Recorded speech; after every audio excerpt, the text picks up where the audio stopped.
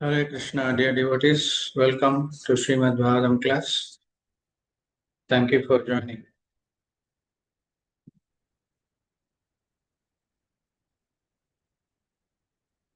Hare Krishna, Prabhuji. Hare Krishna.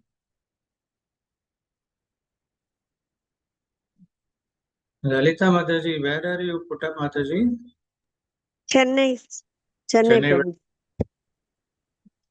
Chennai, which area? Anna Nagar. Okay. Are you in touch with some devotees there? No, Prabhuji. Acha? Uh-huh. Okay, Anna Nagar, Namaste there is... ji. Hare Krishna. Namaste, pranam ji. Namaste, namaste. Anna Nagar, there are devotees are there. You can be in touch with them. Okay, Prabhuji. Can attend Thank some you. also. I will, Prema Bhakti Mataji, she's on the group. You can contact her. Or Okay, anybody, Prabhuji. even you can contact, they can guide you, give the phone number of Anana group. Oh, okay, Prabhuji. Thank you.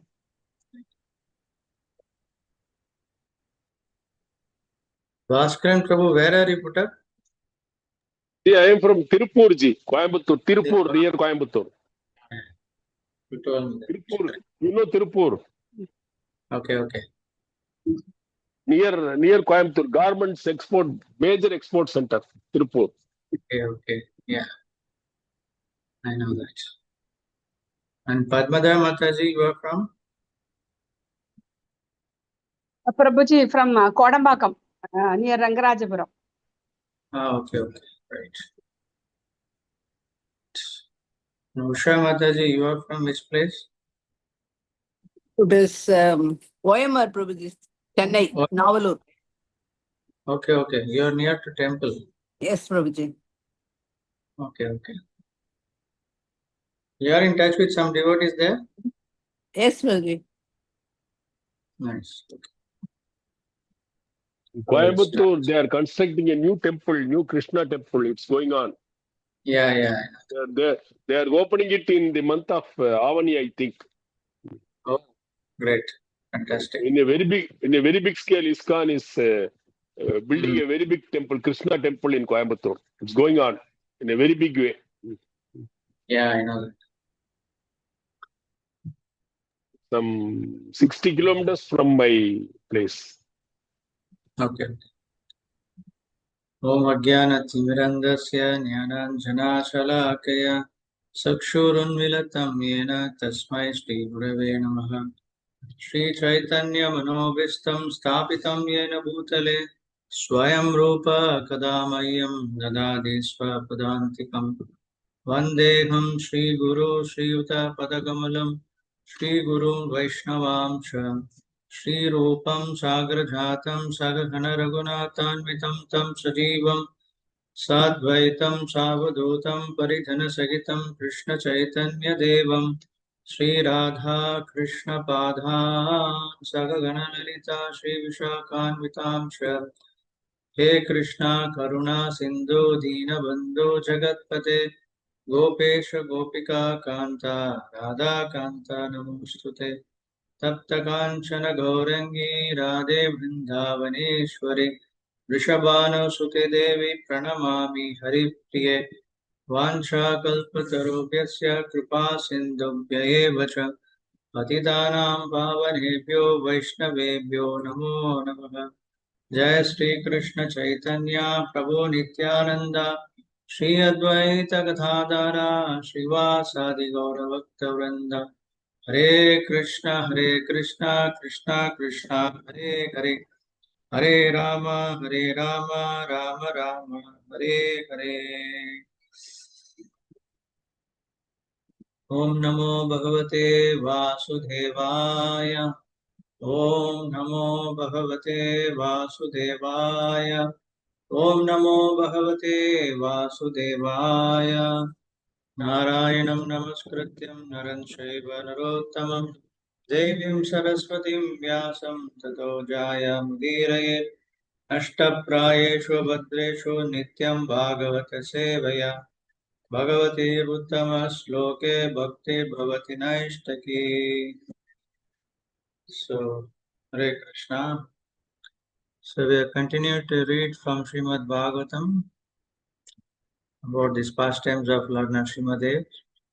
So, now that Nrsimhadev is killed, now all the assembled devatas, everyone started glorifying about Lord Nrsimhadev. That's what we saw in the last week.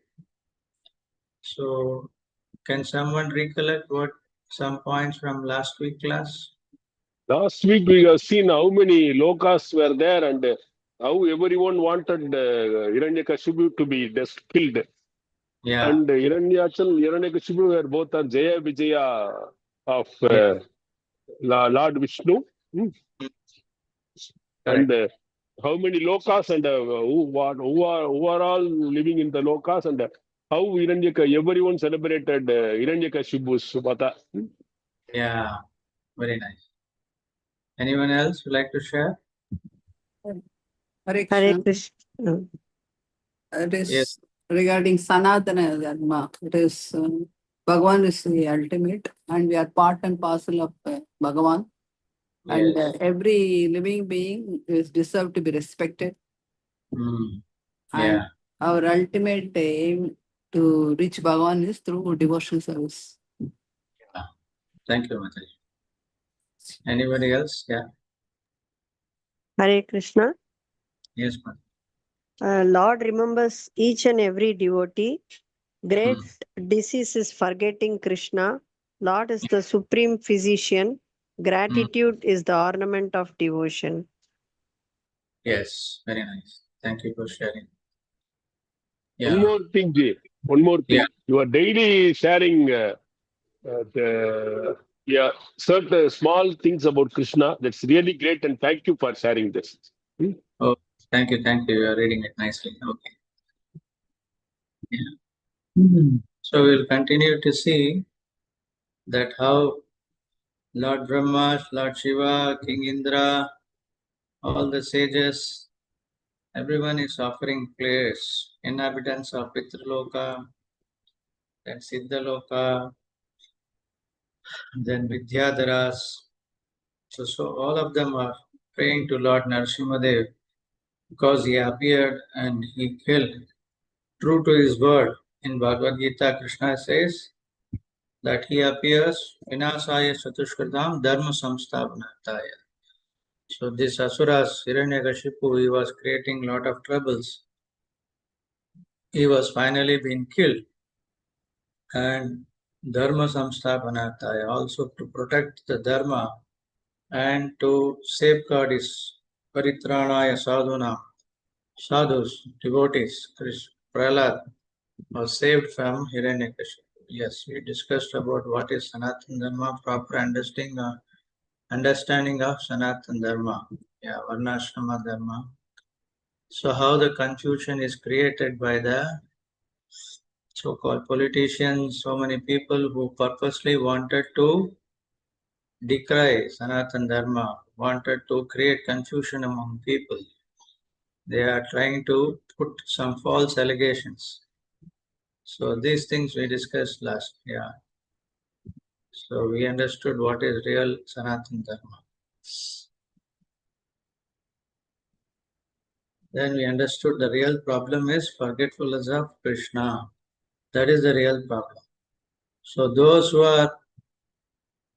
are decrying about Sanatana Dharma, they are facing now the fruits of their karma. Somehow or other it is coming back in different way and they are getting punished. So this is what will happen, that if you try to play, you try to do false allegations against these principles of dharma, karma will not leave. It will come back in some or other way. So we see now it's happening. Those who are decrying, they are now under trouble. So this is how the Lord does. He protects his devotees. He protects. Nobody can destroy the eternal principles of Sanatana. So we'll see from the And then what happened in the same chapter, then the Prajapatis, they come and offer to obeisances, then the Gandharvas, the inhabitants of Charanas, Yaksha, Kim Purusha Loka, Vaitalika Loka, Kinnaras, all of them come and glorify Lord Narasimhadev for his appearance and his killing of Hiranyakashipu. Now we are going to the next chapter, 9th chapter. Now prayers by Prahlad. Prahlad is offering his prayers, so we are going to see this one. So now what happens is Brahma, even though Lord Brahma and Shiva, they are trying to satisfy or they are trying to appease Narasimhadev, but his anger is not coming down. So nobody is able to go near Narasimhadev. He was so furious after killing Hiranyakashipu. Even Lord Brahma, Shiva could not go near to, even Lakshmi Devi could not go near Narasimhadev to pacify. They want now Narasimhadev to become, be calm, and they want to discuss, they want to talk with Narasimhadev, but Narasimhadev is very angry still. So what they did, so they asked Prahlad they want Prahlad to go in front. So why Narasimhadev is very angry? Because the Lord will not tolerate any blasphemy against his devotee. The Lord may tolerate, if someone blaspheme against the Lord, he may tolerate. But he will not tolerate if devotees are being harassed. So that's why Narasimhadev is very angry now. Because the Lord is Bhakta Vatsala. So because Prahlad, he has been repeatedly tortured, so Lord Narasimhadev could not tolerate this offense. Therefore, this anger is also a symptom of his infinite love for Prahlad. Right? Suppose you love someone and somebody is trying to harm him, you get angry. That anger is also because of the love for that person. Same way, Lord Narasimha, Lord Krishna is so affectionate to his devotees. If somebody tries to attack them or trying to do harm to them, they will show their anger. So this is actually called Bhakta Vatsala. So they understood finally only Prahlad could pacify the Lord, because Narasimhadev has appeared especially to protect his Prahlad. That's why he came. Actually, to kill Hiranyakashipu, he did not have to come personally. He can do it in so many ways. But the main aim for why Narasimhadev appeared is he wanted to give darshan. He wanted to, he's so pleased with Prahlad. That's why he appeared personally. So, and also he wanted to glorify his devotee. That we will see later. We'll be seeing how Narasimhadev is so satisfied with Prahlad. He personally glorified Prahlad. So in the Prahlad, then what happened? Prahlad, he went and prostrated at the lotus feet of Narasimhadev. And Narasimhadev became very happy and he became very ecstatic. He lifted Prahlad and placed his lotus hand on his head. So, giving fearlessness. So this is the benediction, that anyone who is under the shelter of the Lord, he will not have any fearless. Of course, Prahlad was fearless from the beginning, because he knows that he is always in association with the Lord, even before Lord Narasimhadev appears. He could feel the presence of the Lord with him. Now the Lord is personally present in front of him, there is no fear for him. And also now, he is so lovingly, Narasimhadev is touching Prahlad's head. And he is hurting him. So nothing for Prahlad to fear. That is it. So in the material world, everyone is fearful. Fear is the disease of material existence, because no one knows what will happen in the future. So everybody is fear. Sada samudvignatya. Every conditioned soul lives with hidden anxieties. There are so much of anxieties. What will happen in the future? Some people are feared about the job, money, position, power. Everybody has got fear, because nothing is permanent in this material world. So right from the birth, there is always fear is there. And finally, of course, death is the most dangerous danger. Everyone is fearful of death. So fear dominates our material consciousness continuously. So why we are afraid? Because fear arises from bodily identification. Because we identify with our temporary body and we know this body is going to be perished. So therefore we are fearful that we also will get finished. So anything temporary, it will create naturally insecurity. But those who are on the platform of soul, those who realize that they are spirit soul, not the material body, for them there is no fearful. So ignorance creates unnecessary anxiety and distress. But those who have knowledge that I am a spirit soul and there is no question of destruction for the soul, for them there is no need of any fear. So those who have this, those who have this knowledge, unless those who are on the platform of Atma think conscious, unless their consciousness on the platform of spiritual, they are not having any fear. But those who are in the bodily conception, they will have fear. So therefore, they know that Krishna consciousness is the only cure. Those who are spiritually advanced, they know the only solution to become fearless is by being Krishna consciousness. So because material solutions cannot give any permanently any remove fear. We may be very proud of our science, of medicine, or so many things, but still nobody can conquer. There is no permanent solution in this material world. So political systems cannot eliminate insecurity forever. Like people may say so many things, politicians may say so many things, but nobody can give protection. Only the Supreme Lord can give protection. So therefore, Lord Narasimhadev, he is the destroyer of fear. He came specifically to protect Prahlad. So when a person is fully taken shelter of Krishna or Narasimhadev, for him there is no fear. That's what Prahlad is. So it's not that now Prahlad became fearless after his father was killed. We know how he was fearless in front of his father. He could be able to say his father the truth.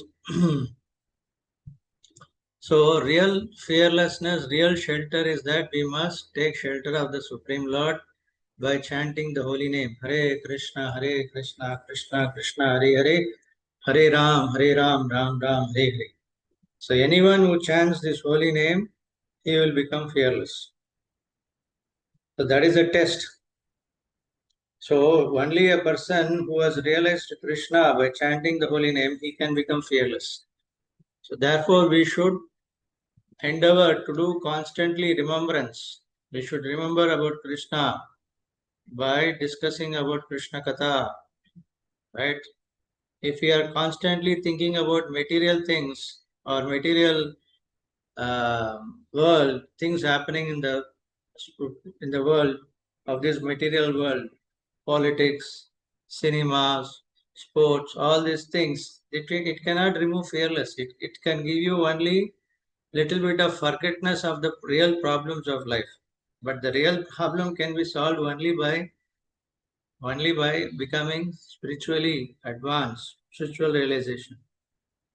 Therefore, if anyone wants to become fearless, what they have to do? They have to constantly chant the holy name. That is the real protection. That is the real insurance. Right? We take insurance, right?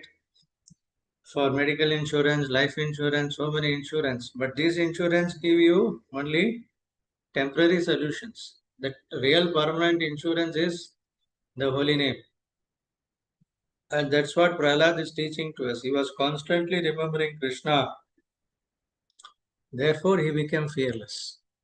Right? So, that point we need to understand that real Prahlad teaching is wonderful. That's why he said now, Ito Narasimha, Parato Narasimha. Wherever Krishna, Narasimha is there everywhere. But it is for us to get closer to him by chanting his name. So therefore, a devotee, he never feels spiritually alone. He is always accompanied by sincere devotee. Therefore, whenever he is traveling or staying home, he is always in constant remembrance of Krishna. Therefore, there is no fear, fearless. They become fearless. So that is the case of Prahlad. So the greatest protection is what? Remembrance. So anybody can chant Hare Krishna, remember anytime, right? Very simple. Anybody can chant anytime on during the day, during the any 24 hours is there. So while walking or doing any activity, one can chant the holy name and become feel fearless. So this is a very simple method. There is no loss of money or loss of anything. The gain is unlimited. So it is so simple process, but people will not take it. They will sing, they will talk about so many things of this world. But if you ask them to chant Hare Krishna, they will say so many reasons not to chant Hare Krishna. That is the unfortunate position of people in Kali Yuga. Okay, then when Prahlad, what happened when Nrsimhadev touched Prahlad's forehead, when Prahlad became completely purified, and whatever he has little bit of material desire, that also became vanished, and he became completely transcendentally situated, and he became very ecstatic, and because he could capture the Lord's lotus feet in his heart. Just imagine Prahlad's situation. After so much of difficulties, torturing, finally he is with the Supreme Lord and he is personally touching and he is very close to the Supreme Lord. So how much ecstatic feeling he must be having. And Prahlad was completely in great transcendental bliss. So he was in complete trance with fixed mind. He began to offer prayers to Nrsimhadev. And his prayers are wonderful, that we'll see now. So he said that first of all, how can I born in an Asura family pray to the Lord? Even Brahma and great science could not satisfy you. Then what then to speak of me? I am not too qualified at all. So this is the sign of humility of great devotees. Although Prahlad he is such a great person, but still he is offering, he is feeling, how he is feeling? He is feeling that actually I am born in an Asura family. So what qualities do I have to glorify you? I am not qualified at all. So that is the symptom of a devotee. Prabhupada writes in the purport that a Vaishnava, he feels always very humble. The famous sloka is there. Lord Chaitanya Mahaprabhu has taught us. Tranadapi sunichena taroriva sagishnuna amanina manadena kirtanaya sadahari. So a devotee, while chanting the holy name of the Lord, he should be always humble, in a state of humbleness, state of mind, thinking oneself lower than a straw in the street. So one should be more tolerant than a tree, devoid of any sense of false prestige, and should be ready to offer all respect to others. If you are in this mood, then you can chant the holy name of the Lord constantly. Kirtanaya Sadara. So what we should do? One should be think oneself be a lower than the straw in the street. Just like you see when you are walking on the street, there are grass is there. The grass, nobody bothers about the grass, isn't it? They just step on the grass.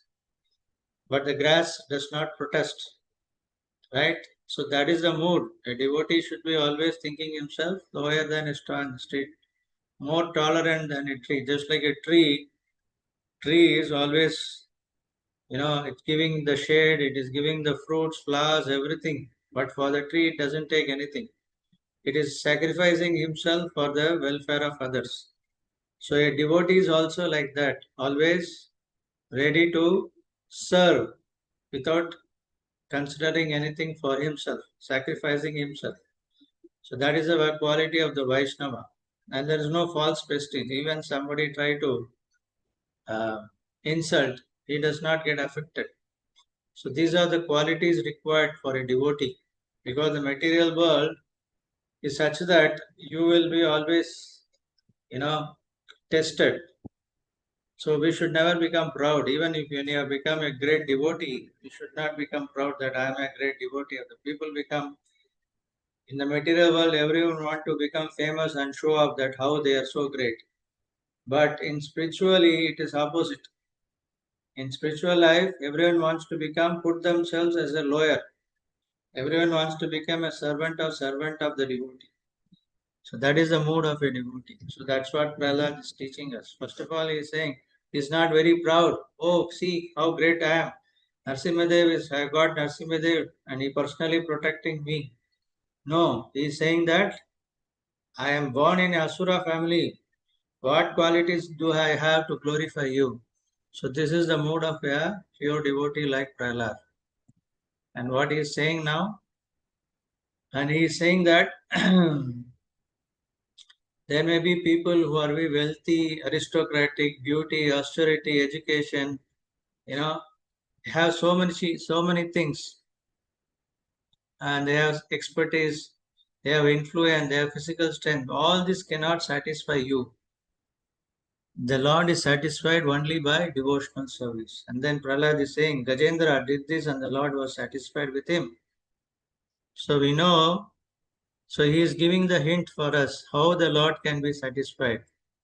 Because generally people are behind all these things, behind wealth. They want to keep their body always very beautiful, right? Some people do austerity. They want to get high material education. All these things they try to do, but with all these things, the Lord is not satisfied. The Lord can be satisfied only by bhakti, pure devotional service. So this is what repeatedly Krishna is also saying in Bhagavad Gita, right? Bhaktyamam abhijanati. So love alone attracts the Lord's attention. So we have to perform devotional service. Devotional service started with Shravanam, means hearing, Kirtanam, glorifying the Lord, Smaranam, remembering the Lord. So these activities must be performed. Unless a person performs these activities, the Lord is not satisfied. You cannot satisfy the Lord by our power or wealth. This cannot be satisfied Krishna. So material qualifications cannot purchase God, right? Like sometimes people think that okay, sometimes politicians and big business people, they try to offer a big sum of money, put it in the undi, and they want to be famous, and this news comes in the paper. But this way you cannot purchase the Lord. Yes, it is better that you give this money to the Lord, no doubt. But the Lord is purified, but He is not bothered about how much money you are giving. He is only seeing how much devotion you have. Like Gajendra, he was in a helpless situation. And what he offered to the Lord, he just plucked a lotus flower and offered to the Lord. And the Lord was satisfied. He came swiftly in Garuda and to rescue him. So the Lord wants to see from our heart how much love we have for him. So this is what the Lord wants from his devotee. So Krishna cannot be purchased by our material powers. So when Krishna is pleased with our devotion, then he reveals himself to the devotee. Right? So this is very important. So we need to understand Krishna is a person. So Krishna wants loving relationship personally. So for those people who don't see God as a person, they cannot express their love. How they can express? You can only love living personalities, right? So, so if you have to develop loving relationship, then the conception of God should be that God should be a person. Otherwise, it's not possible. And that is the beauty of this Srimad Bhagavatam. We see that the Lord is like He wants to deal with His devotees just like a father and son, just like a parent and a son, or lover, or a friend.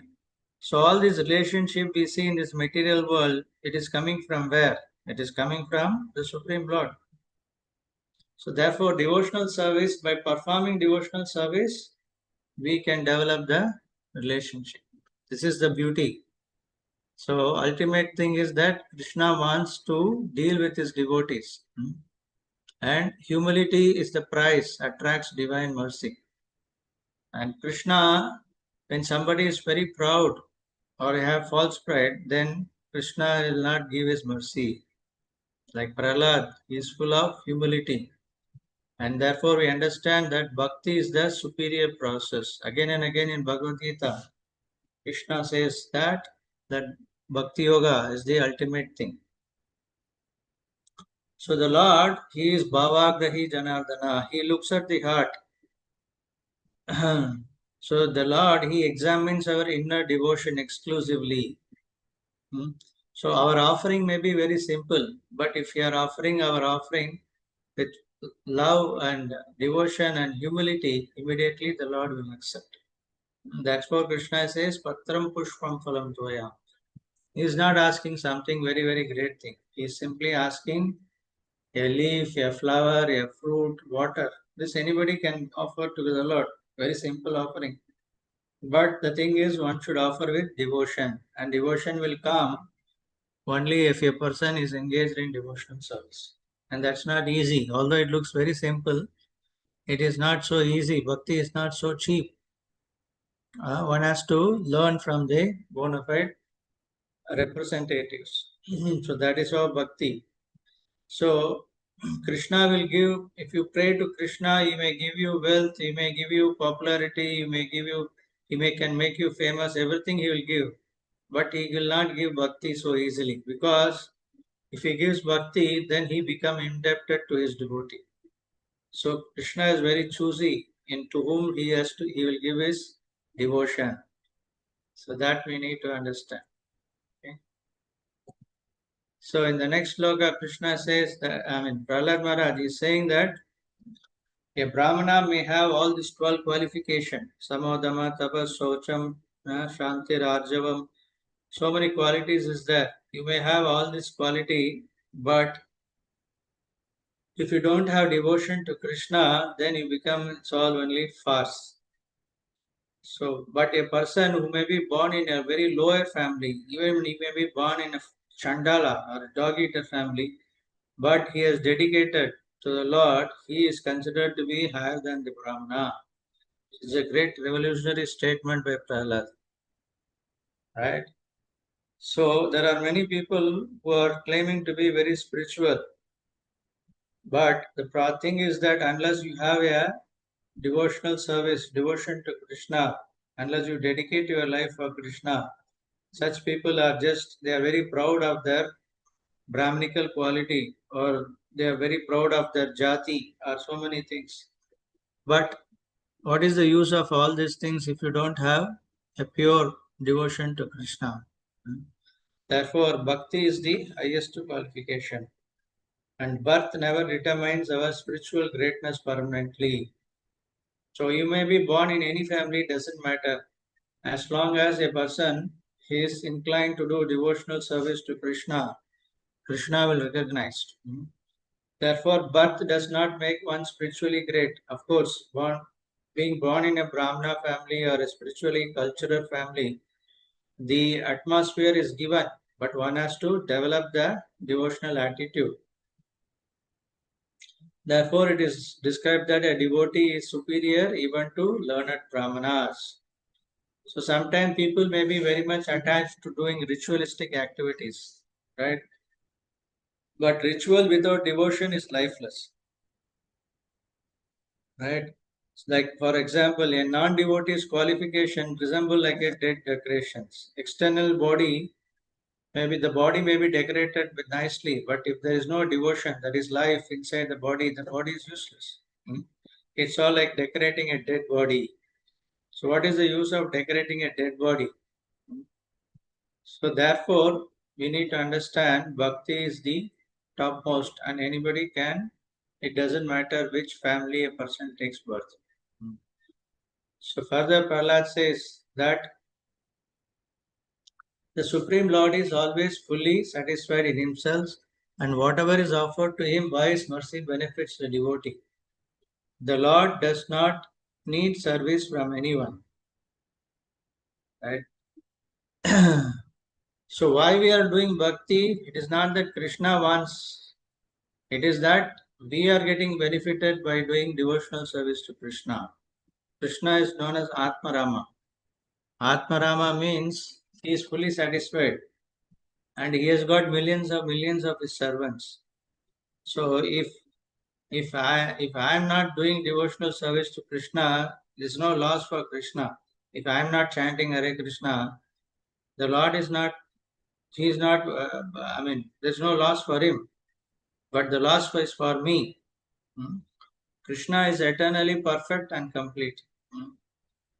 He doesn't require anything from his devotee, and he never depends upon anyone's service also. But we need to understand devotional service benefits us. It is not for Krishna's purpose. Of course, Krishna is pleased if you do will voluntarily. He will accept all our offerings.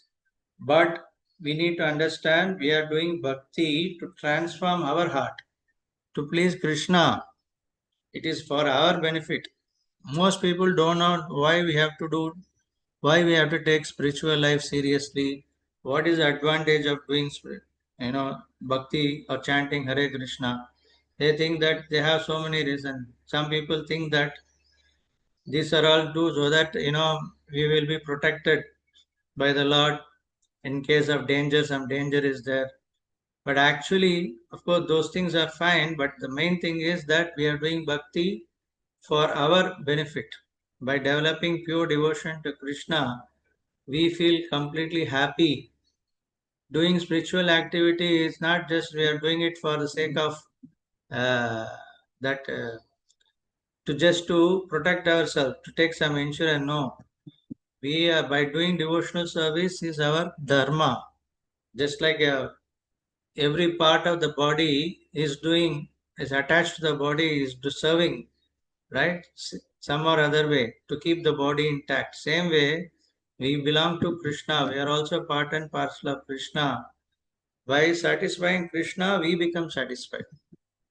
Therefore, we have to, Prahlad Maharaj himself, actually, he is the one who gives this 9 process of devotional service, starting with Shravanam. Shravanam, Kirtanam, Vishnu, Smaranam, Vada Sevanam, Marchanam, Vandanam, Dasyam, Shakyam, Atma Nivedanam. So this is told by Prahlad actually, this will be seen later. So by engaging in this 9 process, what happens? Each process awakens our love for Krishna. So by hearing about Krishna, then what happens? We feel transcendentally happy. So chanting cleanses our heart. So, and glorifying Krishna. When we glorify Krishna, then the devotees are also glorified. The example is given, the mirror analogy, right? If the face is decorated, the reflection in the mirror is also decorated. So why this analogy is given? If Krishna is glorified, then automatically the devotees are also become glorified. So what Prahlad did actually, he constantly was talking about Krishna. That's all he did. By that he became great devotee. Right? He purchased Krishna. Krishna has to come and take a special form to protect Prahlad. So that is the power of bhakti. People don't know what is the power of bhakti. That Krishna became obliged, right, to his devotee. Like Prabhupada says that Krishna became a toy in the hands of the gopis. The gopis sometimes they will say, dance Krishna, sit down here, run here. So Krishna has to do all these things. He became a toy in the hands of the gopis. So because Krishna cannot refuse his devotees' desire. So that is how the Krishna deals with his devotees. So bhakti includes everything. It will extinguish all our material suffering. It cleanses our heart. So bhakti is the process. So our process and the goal is same. Like in that, what does it mean? That why we are chanting Hare Krishna? Chanting Hare Krishna is a process. And the goal is what? We want to chant Hare Krishna more and more. Right? So the process and the goal is same. So the more we chant Hare Krishna, the more we become happy and the more we want to chant Hare Krishna mantra. That is a real symptom that we are advancing in spiritual life. So Prahlad, he was constantly remembering and glorifying Krishna, and finally he is continuing to do that one. That's what he is doing now also. So by people don't know, like when Prabhupada was trying to build a temple in Bombay, that time there was this municipality approval is required, and then the police has to give an NOC, no objection certificate, to build a temple in that area. But the police commissioner, what he said, this chanting Hare Krishna is a nuisance and it will create a lot of traffic in that place. So they don't want to give the NOC. And Prabhupada, what he did, he started doing how can the police commissioner can say that chanting Hare Krishna is a nuisance? That is how our society has become. They think that bhakti, they are trying to hamper. They don't want to spread the chanting of Hare Krishna mantra. Foolish politicians, they think that this is a disturbance in the society. But people don't know what is the power, what is the benefit of chanting Hare Krishna and doing spiritual activities. So unless a devotee is trained in the process, he does not know. So why people refuse to surrender? Prabhupada says in that Bhagavad Gita that because of ignorance covers the genuine spiritual intelligence. Because of the false ego, they reject the guidance. Therefore, they are in great illusion. Therefore, the atheism separates humanity from true happiness. Therefore, they are so in misfortune. They are so unfortunate that they don't take the opportunity to surrender to Krishna.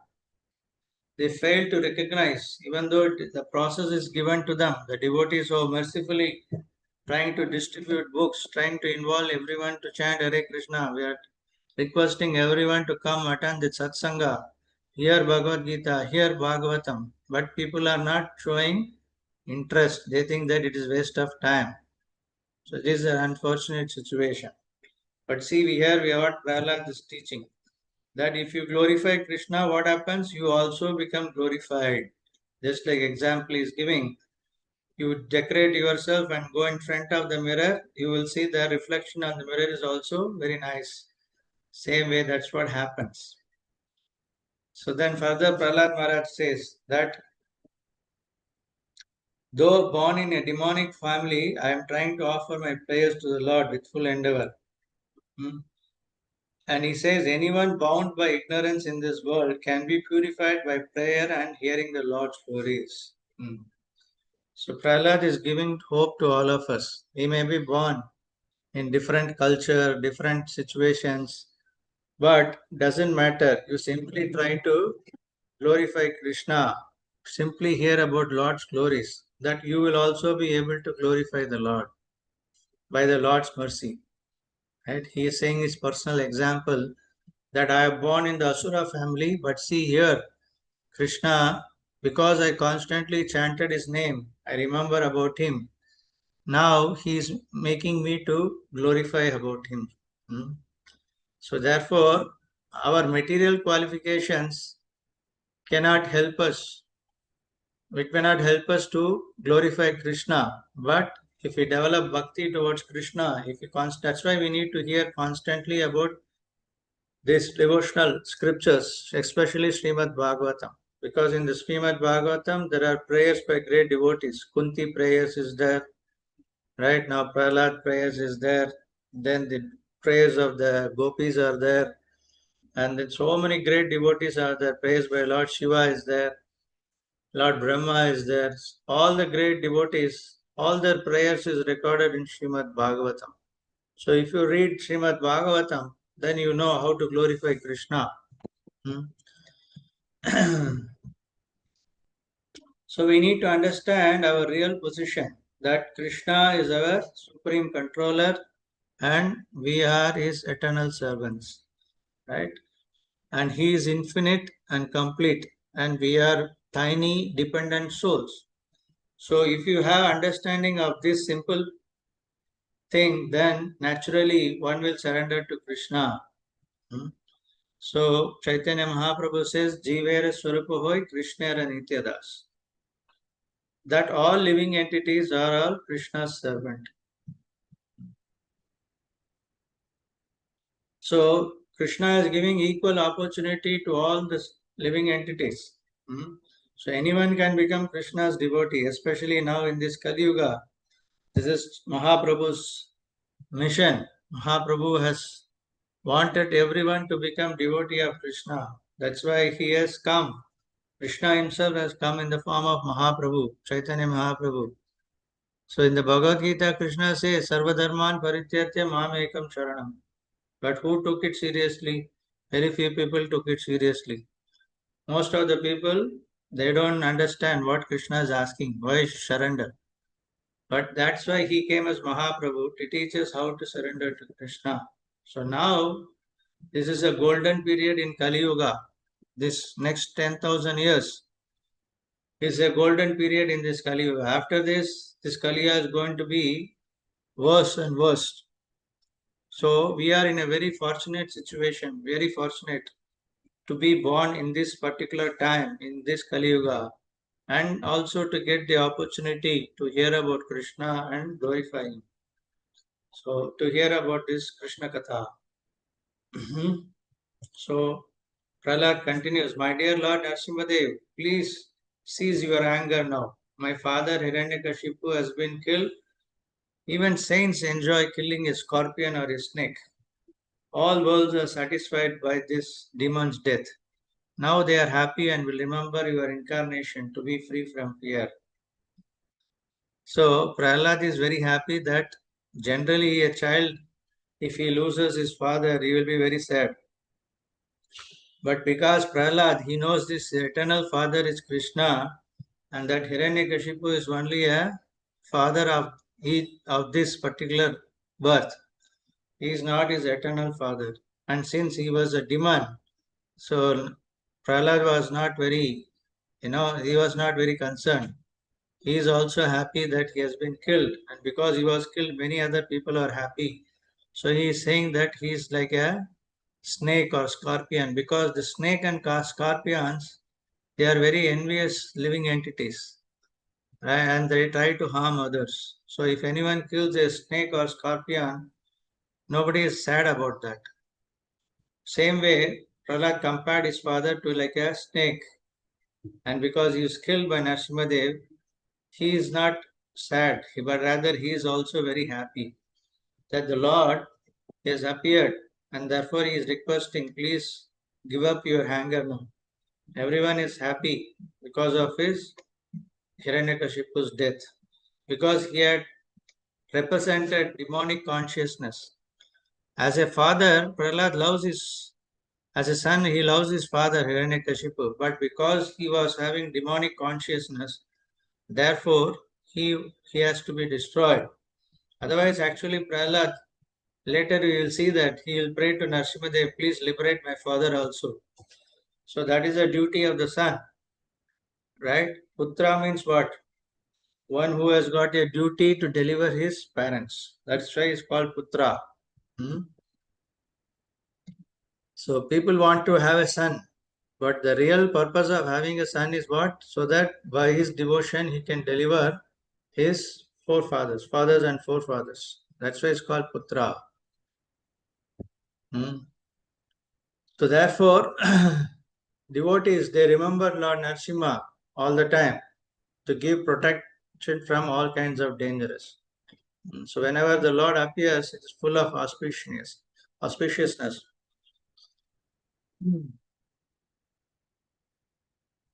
Okay. So what Prahlad says further, he says that, my Lord, you are not, I am not, you are not conquered by anyone.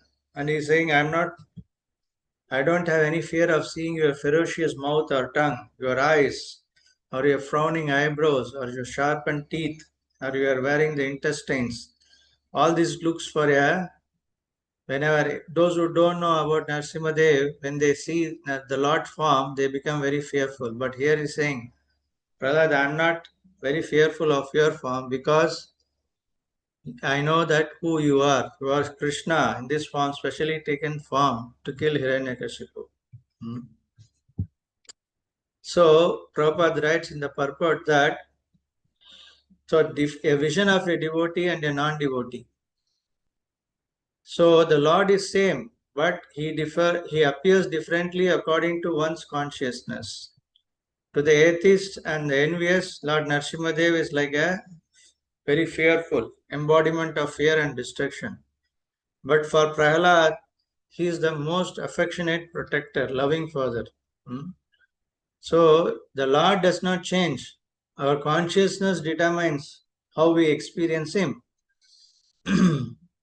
So the devotee, he lovingly worship all forms of the Lord, like Krishna, Rama, Narasimha, because they see only his unlimited love. Hmm. So the Lord appears according to our consciousness. The demons, they experience fear, but the devotees, they experience love by seeing this Lord. Right? So Prabhupada gives the example of lion and its cub. Hmm?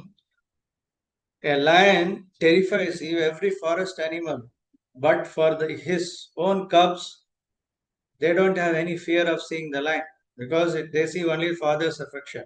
Right? The lion carries the cub, he's the same mouth. He kills the animals and he carries the animal in his same mouth. But when he carries the cub is not having any fear. But he knows that he's been protected by the father. Like another example, fish and the ocean.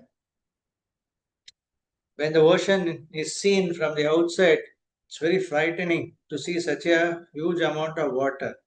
But a small fish, it is swimming very joyfully within it, in the ocean, right?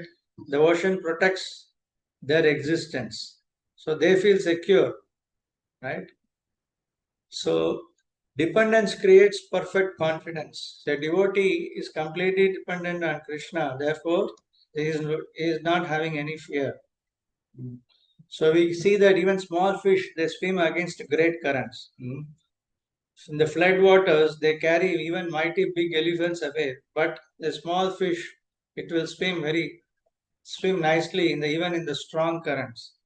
So a devotee, even though in the material world, which is a big compared to the ocean, Mahasagar, but he can live very happily, just like a small fish. But a non-devotee, for him, this sagar is a very big ocean, is very frightening. So this is how a devotee's vision and a non-devotee's vision. So Prahlad further prays, O most powerful, insurmountable Lord, be kind to the fallen souls. I am in the association of demons due to my past activities. Therefore, I fear my condition in this material world. When will you call me to the shelter of your lotus feet, the ultimate goal of liberation? Very beautifully, Prahlad is praying. Now, he is saying that because of his humility, although he is fearless, now he is saying, for the sake of people like us, that we should understand that we are in this ocean of material world, right? Why the material world is compared to the ocean?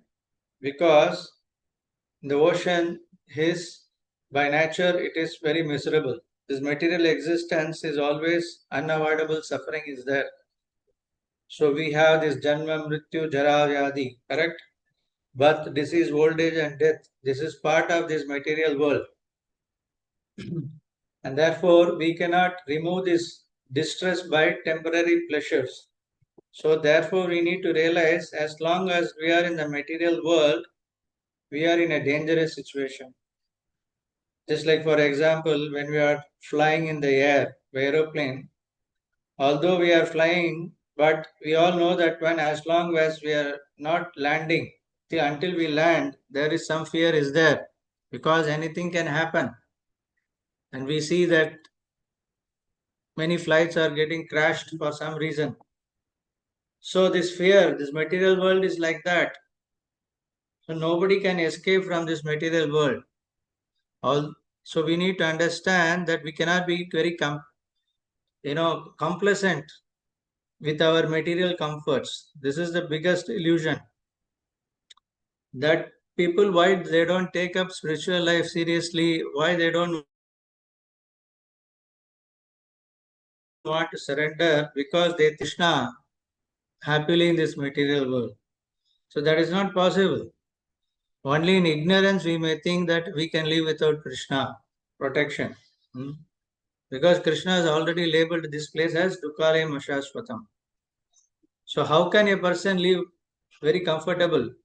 People are very, making lot of plans. Oh, okay, I will earn lot of money, put lot of money in my bank, I can earn interest, I can live very peacefully, very nicely, comfortably.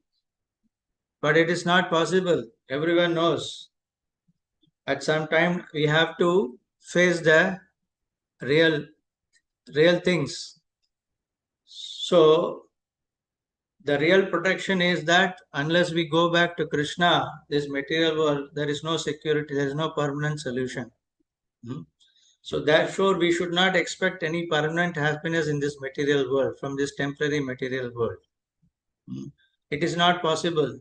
Although we may do so many things to protect ourselves in a better situation, but ultimate protection is that only Krishna, when we go back home, back to Godhead. Therefore, we have to be responsible for our present condition, because we have left Krishna. We want to be independent of Krishna. We want to enjoy without Krishna. That is why we are sent to this material world. So we are responsible for our own karma, and every birth follows our previous actions. So therefore, we need to break up from these laws of karma by engaging in devotional service and by going back home, back to Godhead. And that is why Krishna comes and he is giving this message, Bhagavad Gita and Bhagavatam, so that we take this opportunity. While we may try to live comfortable life, at the same time we need to understand that only by performing this devotional service we can overcome the problems of material existence. This is a common sense. Anyone can come to this conclusion that I cannot be safe, I cannot be happy in this material world without Krishna. Therefore, I have to surrender to him. This conclusion, if you don't come to this conclusion, we are in a great illusion. And we may be trying to be happy without Krishna in so many ways, but we cannot be. It is not possible. Because the law of karma is very perfect and nobody can escape from this law of karma.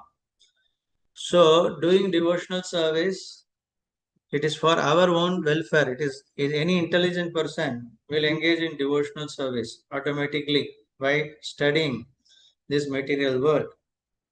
And see, if you see what is happening in all the world, we can see every day a newspaper we are hearing. Everywhere there is some kind of unrestness is going on. There's no solution in this material world. Therefore, if somebody is intelligent, then he will take shelter of Krishna, because the Lord is known as Kripana Vatsala, because the Lord loves the fallen. So he is very affectionate towards the helpless devotees, right?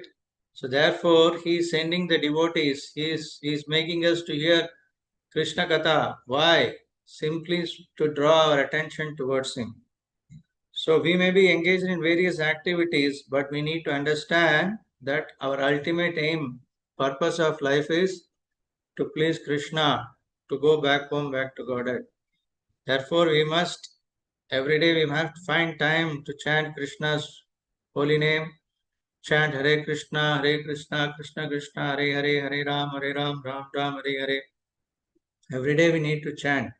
Every day we have to read Bhagavad Gita, Srimad Bhagavatam, talk about Krishna, hear about Krishna. In this way, I have to spend our time, because our time is very short. We don't know when is our last breath. That's a fact. So therefore, we must try to utilize every minute opportunity is given for us so that we don't take birth again in this material world. We must finish this business once for all and go back home, back to God. And that is what an intelligent devotee will do. And it is very simple. We need to convince ourselves that there is no way we can plan big things in this material world, because every moment is taking us towards our end of our life, and whatever great effort we may put to become happy in this material world will be, everything will be taken away. So why to waste our energy? Be happy with whatever Krishna has given us. Try to utilize everything in Krishna's service. That is an intelligent person will do. So if you have wealth, if you have the skills of speaking or talking, utilize every skill, whatever you have, to spread the glories of Krishna. And that should be the goal of life. And that's what Prahlad is teaching us. To all these teachings, that is a conclusion. Okay, so now time's up. I'll stop here. We'll continue next class further. And his teachings are wonderful. Prahlad teachings are very wonderful. We have many more slokas coming to remove all our illusions, to remove all our misunderstanding of this material world.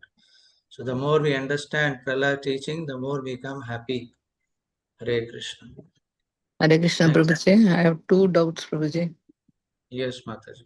It is when a person having decorated, if he sees in front of mirror, his image is reflected. Is analog for what, Prabhuji? That means if you glorify Krishna, you will also be glorified. Oh, Okay. okay. So Another one is, Prabhuji, if we want to enjoy our own, that's why we are sent back. Means from where we are sent back? we are all originally belong to the spiritual world. We are supposed to be in Vaikuntha Loka. That is our original home. We are But when Bhagavad Gita, Bhagavan says, whoever comes to my world will never go back to material world, he says, no, Prabhuji. yeah. But because we wanted to go, then generally nobody will come. But if you want, if you develop that desire that I want to be independent of Krishna, so Krishna will send you to the material world. Just like, for example, the government does not want anyone to send to jail, right? They don't tell that go to jail, go to jail. But if somebody violate the laws of government, what will happen? The government has no option to send you to the jail, right? So this material world is a jail. It's compared to a jail, right? So those devotees who revolt against Krishna, who would want to be separate from Krishna, so Krishna sends them to this material. Okay, you want to be independent and be happy without me, without serving me?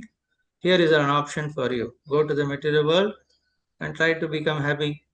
So that's why Krishna. Prabhuji, once we reach a spiritual world, won't our thoughts also will be thoroughly changed, no, Prabhuji? We'll be deriving pleasure in serving Bhagavan only, no, Prabhuji? How Yeah, do we get these thoughts that I don't understand? That's why I'm asking you, Prabhuji. your question is valid. So that little independence is always there for you, right? Even generally it doesn't happen. But what happens is that, like for example, the number of people living in the jail is very compared to number of people outside the jail, isn't it? So Yes. the same way, the number of people in the spiritual world, vast majority of the people, they don't have this desire. But we are so unfortunate. Some or other, we developed a small desire, want to be independent of Krishna. Therefore, Krishna sends us in this material world. So it's very rare, but there is still an option. The small percentage free will is there for even if you go to the spiritual world. So Krishna, depending upon our desire, independent desire, he can send us to this material world. That's why we are going some. Once we have a bad experience of this material world, then we don't. Then we go back to the spiritual world, original home, back to God. So that we need to understand. Otherwise, we will not have why we should come to this material world. We will not Prabhuji, have come to this. sorry to interrupt. When living beings are created by Mahavishnu, when he is doing the Mahatattva, all living beings are created, no Prabhuji. Those beings only will be entangled in this and they'll be here only forever. Or it's from reverting back from spiritual world. No, the living entity is always present. It is not that they are created. So whether we are in this material world or in the spiritual world, that is the matter. Otherwise, the living entity is always there. As soul, we are always there. Eternal. And the creation, they say, no Prabhuji, Mahatattva is by... That is all. That is all. People who are in the material world, those who are not perfected their life at the end of the Kalpa, they will all go back to Mahatattva. They will all go back to Mahavishnu's body. Again, when the creation comes, they are all again come back to this material world. But once you go back to Krishna, you will not be in this Mahatattva cycle. You will be eternally serving Krishna until you want to fall, until you want to come to this material world. Yes. So that is the only. That's why we will see in the letter what Prahlad is praying. Prahlad is saying that don't give me any desire to me. Narasimhadev is telling Prahlad, please ask me for some boon. So then Prahlad will say, please don't try to entice me. I'm not a businessman. If at all you want to give me some boon, please remove all my desires from my heart so that I don't have independent desires except to serve you. So that is what we should also pray to Krishna. So that independent desire. Okay. That Thank we'll you, see. Prabhu. Thank you. Thank you for this mission. Hare Krishna. Hare Krishna. Thank you so much. Hare Krishna. Anyone else would like to share something or something? Prabhuji, not connected with the subject, I have a doubt. Soul, Yeah. where it exactly exists? In the heart chakra or in the pineal gland? In the heart, in the region of the heart. Okay. Okay. Thank you, Prabhuji. Thank you so much. Thank you. Anybody else? Okay, so thank you very much for joining. We will continue to hear from Prahlad next class. We are told Yes. the soul is consciousness only. It's not residing in some place. It's a consciousness, pure consciousness. So we are the soul and we have this consciousness. Just like consciousness, just like the sun is spread through the sun rays, right? The sun rays is the consciousness. So we are the soul and consciousness is spread all over the body through the consciousness. So we are that living entity. Okay. Okay. Okay. Right. Thank you for joining. Hare Krishna. Vancha kalpatarubhesya kripa sindhubhyacha patitanam bhavanebhyo vaishnavebhyo namo. Anantakoti Vaishravindra ki jai.